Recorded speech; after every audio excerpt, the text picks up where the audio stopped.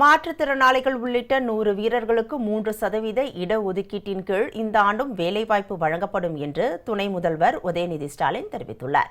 சட்டப்பேரவையில் இன்று வினாக்கள் விடைகள் நேரத்தில் பதிலளித்த துணை முதல்வர் உதயநிதி ஸ்டாலின், மாற்றுத்திறனாளிகள் உள்ளிட்ட வீரர்களுக்கு 3% இடஒதுக்கீட்டின் கீழ் 100 பேருக்கு வேலைவாய்ப்பு வழங்கப்படும் என்று கடந்த ஆண்டு அறிவித்ததை சுட்டிக்காட்டி, அதன்படி 104 பேருக்கு பணி நியமன ஆணைகள் வழங்கப்பட்டிருப்பதாக கூறினார்.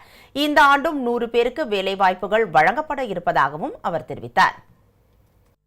மற்ற துறைகளைப் போலவே விளையாட்டுத் துறையிலும் மாற்றுத்திறனாளிகள் சாதிக்க நம்முடைய அரசு தொடர்ந்து துணை நிற்கும். இந்த 3% இடஒதுக்கீட்டின் கீழ் மற்ற வீரர்களுக்கு இணையாக மாற்றுத்திறனாளி வீரர்களுக்கும் பணி நியமன ஆணைகளை விரைவில் வழங்க வருகின்றோம்.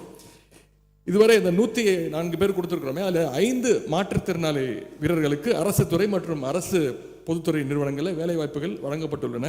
குறைந்தபட்சம் 25 மாற்றுத்திறனாளிகளுக்கு நிச்சயமாக வேலைவாய்ப்பு அரசு பொதுத்துறைகள் நிறுவனங்களையும் அரசு துறைகளையும் வழங்கப்படும் என்பதை இந்த நேரத்தில் நான் உறுப்பினர்களுக்கு தெரிவித்துக் கொள்கிறேன்.